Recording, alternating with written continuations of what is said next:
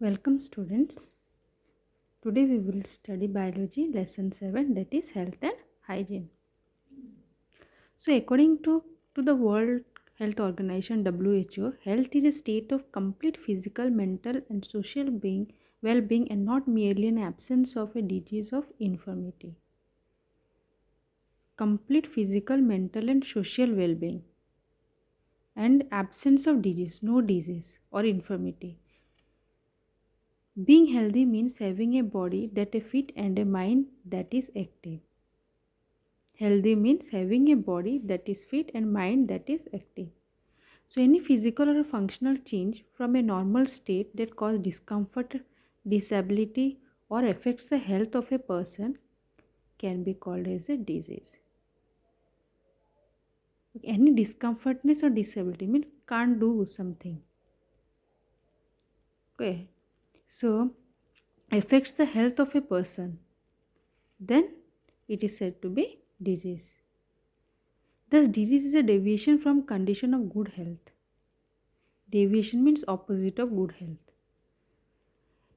A disease is also called sickness or illness and can develop due to any of the following reasons. So infection caused by pathogens. Pathogens means microorganisms. Small, micro means small organisms. Lack of consumption of a balanced diet. Lack means it's not a balanced diet. Then malfunctioning of one or more body parts or organs. Malfunctioning is not proper functioning of one or more body parts or organs in the body, healthy body. Okay, so if a person is healthy, if one healthy when it's physical, when it's a person is said to be healthy when it's complete physical, mental and social well-being and no disease will be there, then a person is said to be healthy.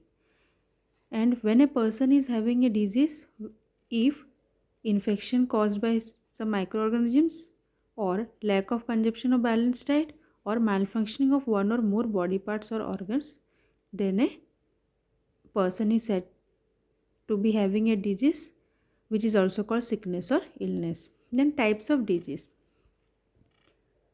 There is two types of disease, that is congenital disease and acquired disease. Okay.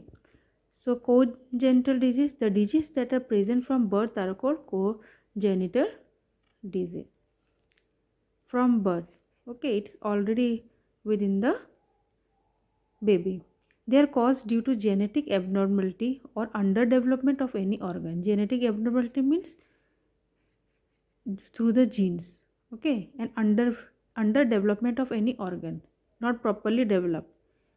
Then only it is said to be congenital disease. Some examples like color blindness, thalassemia and hemophilia are the congenital disease. Then acquired disease, disease that develop after birth are called acquired disease. This also classified into communicable and non-communicable disease. So communicable, as the name suggests, communicable means the disease that is transferred from one person to other. See, diseases that can be passed on by an infected person to a healthy person directly or indirectly are called communicable diseases. Examples like cholera, typhoid, polio, rabies, malaria and so on. Now you can add corona is also a communicable disease. The non-communicable, that is non-infectious disease that are neither passed from one person to another nor caused by any pathogens are called non-communicable disease. Pathogens, as I said, microorganisms. Okay, for example, see diabetes, heart problems, kidney disorders, vitamin and mineral deficiencies. These are all non-communicable disease, and congenital disorders also come under non-communicable diseases. Then communicable diseases. So communicable diseases are caused by microorganisms. Microorganisms that cause diseases are called pathogens, like bacteria, fungi, virus or protozoa. These are all pathogens that causes various type of diseases. So here see transmission of communicable disease, how it is transmitted.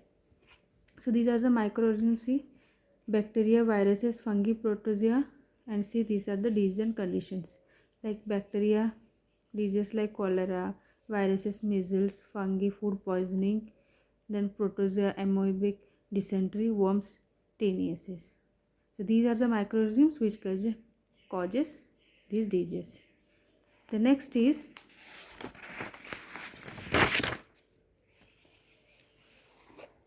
the table C. These are some diseases, then modes of transmission, parts affected, then effects and symptoms.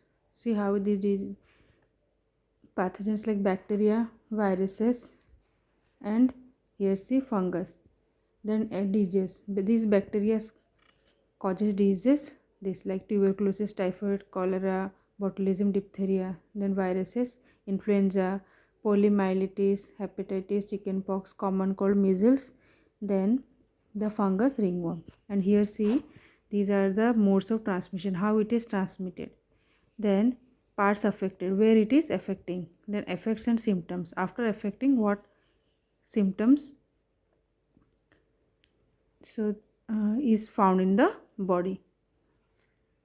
So this go through this table. The next is how these communicable diseases pass through air and through air, that is called droplet infection. Okay. The germs of some diseases are present in windpipe, nasal passage, throat and mouth of the person suffering from the disease.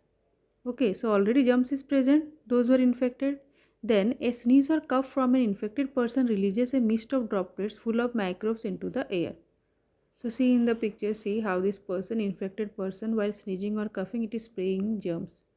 Okay, so after that what happened? When other people inhale this air, microbes enter their body and infect them.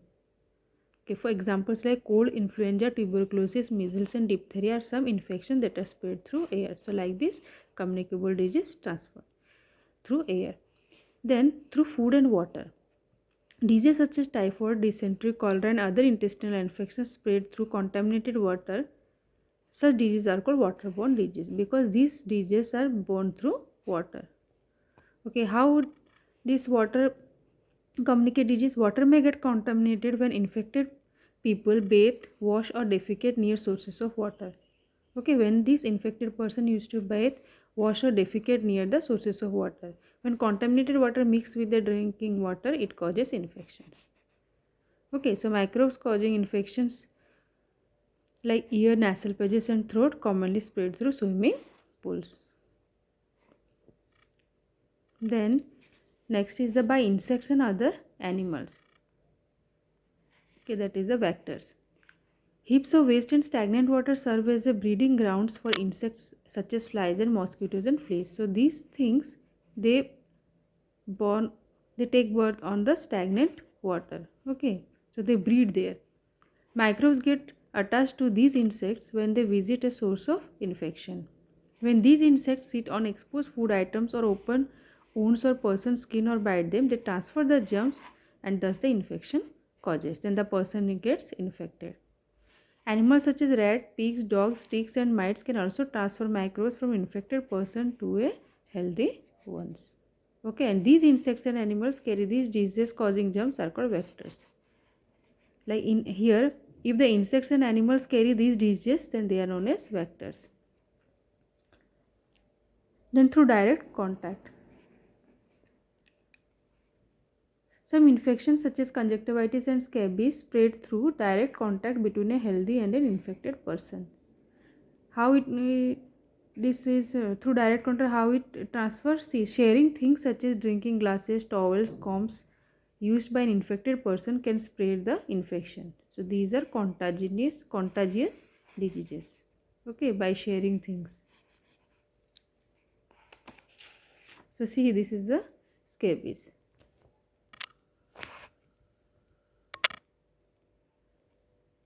So the picture how the palm is affected. Okay.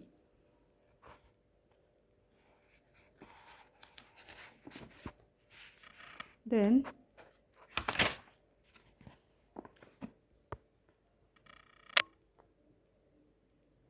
Then see prevention and control of communicable disease. How to get rid.